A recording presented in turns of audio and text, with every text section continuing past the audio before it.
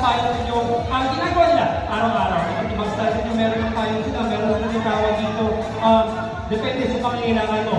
At meron din automatic, meron din yung usual na manual, meron silang straight umbrella tinatawag, cane umbrella, overall umbrella, mga golf umbrella, kitty umbrella, at syempre sa mga magkasintahan yung common umbrella. Ang mga material nila ginagamit nila dito, matibay, nylon, kaya naman subok na hindi agad masira yung payo na mabibili nyo mula sa kanila. Talagang dumadaan ang kanyang mga ibinibenta na payo sa maraming proseso para sa matibay na paggawa.